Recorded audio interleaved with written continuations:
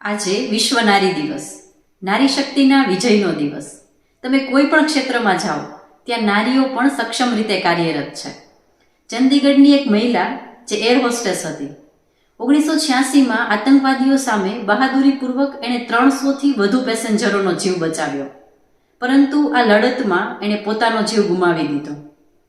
મૃત્યુ બાદ આ વીરાંગનાને ભારતના સર્વોચ્ચ પરાક્રમી પુરસ્કાર અશોક ચક્રથી બિરદાવવામાં આવી. આ વીરાંગના એટલે નિર્જા ભનોત. નાની ઉંમરમાં આ એવોર્ડ મેળવનારી પ્રથમ નારી. આજે મારે વાત કરવી છે મારા જેવી લાખો એન્જિનિયર મહિલાઓ માટે રસ્તો ખુલ્લો મૂકનાર દેશના પ્રથમ મહિલા એન્જિનિયર લલિતા અયલા સૌમ્યા જુલા વિશે. 1919માં મદ્રાસમાં જન્મેલા લલિતાજી પતિના મૃત્યુ બાદ ભણીને ઇલેક્ટ્રિકલ એન્જિનિયર બન્યા. કલકત્તામાં એઈઆઈમાં જોબ કરી, ભાખરા નાગલ ડેમ પ્રોજેક્ટ પર કામ કર્યું અને ન્યૂયોર્કમાં યોજાયેલી કોન્ફરન્સમાં ભાગ લેનાર એકમાત્ર ભારતીય મહિલા એન્જિનિયર હતા. Hats off you Lalitaji. આકાશ માત્ર પુરુષોનું નથી. કંઈક આવા જ સમાચાર આજથી 94 વર્ષ પહેલા બધા ન્યૂઝપેપરની હેડલાઇન બન્યા હતા. માત્ર 21 જ વર્ષની ઉંમરે પુરુષ પ્રધાન કહેવાતા સમાજમાં એવિએશન લાયસન્સ મેળવવાવાળા અને ટાર્ગેટ પ્રમાણે 1000 કલાકની ઉડાનનો સમય પૂર્ણ કરવાવાળા, તેમજ જીપ્સીમોય નામનું પ્લેન કો પાયલોટ વગર, અને એ પણ ભારતીય પરિધાન સાડી પહેરીને ઉડાડવાવાળા. હા, એ બીજું કોઈ નહીં પણ મિસિસ સરલા ઠકરાલ ભારતના પ્રથમ મહિલા પાયલોટ હતા. તેમનો જન્મ 8 ઓગસ્ટ 1914માં દિલ્હીમાં થયો હતો. જેમને પાયલોટ બનાવવા તેમના પતિનો ફાળો મહત્વનો રહ્યો હતો. આકાશમાં સ્ત્રીત્વનો વારસો સ્થાપી 2008માં તેઓએ દુનિયામાંથી વિદાય લીધી. આજે એક સ્ત્રીને સ્ત્રી વિશે કંઈક કહેવાનો લાવો મળ્યો છે, જેથી હું ગર્વ અનુભવું છું અને આપની આભારી છું. એક એવી સ્ત્રી કે જેણે કદમ કદમ પર સંઘર્ષનો સામનો કર્યો છે, જેમણે પુરુષ પ્રધાન દેશમાં એક સ્ત્રી પુરુષ સમોવડી બની શકી છે, તો એક આવી મહિલાના કારણે, જેમનું નામ છે કોનલિયા સોરાબજી, જેમનો જન્મ 15 નવેમ્બર 1866માં થયો. મિશન સ્કૂલમાં અભ્યાસ પૂરો કર્યા બાદ ગ્રેજ્યુએશન માટે મુંબઈ યુનિવર્સિટી ગયા, પણ ત્યાં તેમને એડમિશન ન મળ્યું. કારણ જાણશો? કારણ તે એક મહિલા હતી. આમ અધિકાર માટે લડીને મુંબઈ યુનિવર્સિટીથી ગ્રેજ્યુએશન કરનાર પ્રથમ મહિલા એટલે કોનલિયા સોરાબજી. એવી જ રીતે ઓક્સફર્ડ યુનિવર્સિટીથી લો ભણીને વકીલ બનનારી ભારતની સૌપ્રથમ મહિલા એટલે કોનલિયા સોરાબજી, જે એક વકીલ સાથે સમાજ સુધારક અને લેખિકા પણ હતા. આમ દેશની તમામ સ્ત્રીઓ તેમની ઋણી રહેશે. કહેવાય છે, હોંસલા હો બુલંદ તો તકદીર भी સલામ કરતી है. ना रोक सकेगा तुझको कोई गर तू हिम्मत कर लेगी जब तू निडर हो चल देगी. હા, આજ હું એવી જ એક હિંમતવાન નારી શક્તિની વાત કરવા જઈ રહી છું કે જેણે 1983માં વડાપ્રધાન ઇન્દિરા ગાંધીની કાર કે જે રસ્તામાં ખોટી જગ્યાએ પાર્ક કરેલી હતી તેને ક્રેનથી ઉપડાવી લીધી અને આ બદલ દંડ વસૂલ્યો. ત્યારથી તે ક્રેન લેડી તરીકે ઓળખાવા લાગ્યા. હા, હું વાત કરવા જઈ રહી છું ભારતની પ્રથમ આઈપીએસ મહિલા અધિકારી કિરણ બેદીની. તિહાડ જેલને પણ આદર્શ બનાવી દીધી અને અપરાધીઓની મનોસ્થિતિને ખૂબ જ સરસ રીતે સુધારી અને જેલને એક આશ્રમમાં ફેરવી દેનાર પણ હતા કિરણ બેદી. આનંદીબાઈ ગોપાલરાવ જોશી, પ્રથમ ભારતીય મહિલા ચિકિત્સક. 9 વર્ષની ઉંમરે તેઓ તેમનાથી 20 વર્ષ મોટા વિદુર ગોપાલરાવ સાથે પરણ્યા. તેમનું અસલ નામ યમુના હતું, પણ લગ્ન બાદ ગોપાલરાવે એને આનંદી બનાવ્યું. 14 વર્ષની ઉંમરે તેઓ માતા બન્યા, પણ તે બાળક 10 વર્ષથી વધારે ના જીવી શક્યું સારવારના અભાવે, અને આ વસ્તુએ તેમને ચિકિત્સક બનવા માટે પ્રેરણા આપી. कर दिखाओ कुछ ऐसा कि दुनिया करना चाहे आपके जैसा.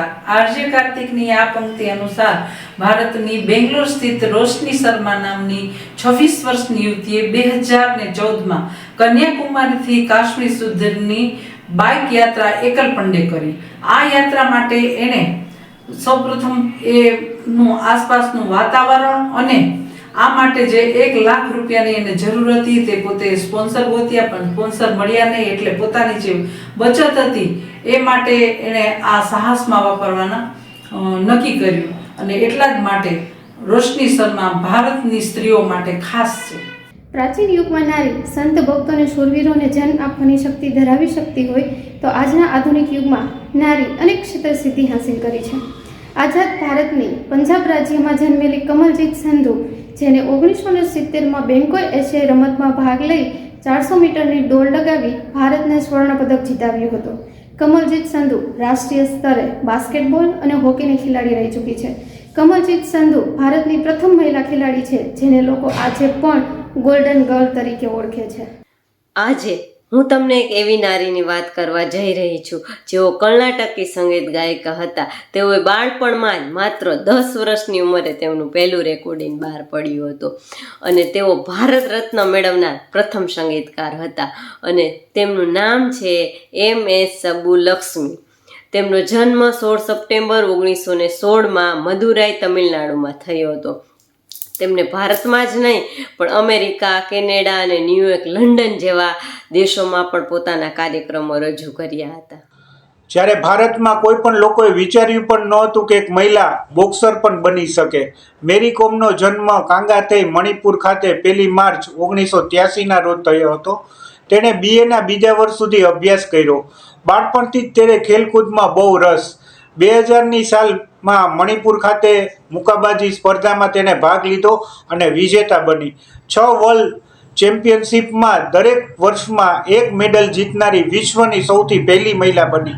આ ઉપરાંત Padma Bhushan, Arjun award, Padma Shri, Limca book record, Rajiv Gandhi Khel Ratna award ઉપરાંત ઘણા બધા એવોર્ડ તેને મળ્યા. આ બધું કરનારી તે ભારતની સૌ પ્રથમ મહિલા બની. જ્યારે ભારત દેશમાં લોકોએ વિચાર્યું પણ નહોતું કે એક મહિલા ટ્રેન ડ્રાઈવર બની શકે ત્યારે 1965માં મહારાષ્ટ્રના સતારા જિલ્લામાં જન્મેલી સુરેખા યાદવ 1988માં તેમની કરિયરની શરૂઆત કરી. વર્ષ 2000માં રેલવે પદનું પ્રમોશન પ્રાપ્ત કર્યું. 2011માં એક્સપ્રેસ મેલ ટ્રેન ચલાવીને એશિયાની સૌ પ્રથમ નારી લોકો પાયલટનો ખિતાબ હાંસિલ કર્યો. આજે વંદે ભારત જેવી હાઈ સ્પીડ ટ્રેન ચલાવીને દુનિયાની તમામ મહિલાઓને કાંઈ કરવાની હોંસલા આપી. એમની કામયાબી પર દેશના રેલમંત્રીએ ટ્વીટ કર્યું, પાવર બાય નારી શક્તિ. આજે દરેક ક્ષેત્રમાં સ્ત્રી સક્ષમ રીતે કાર્યરત છે.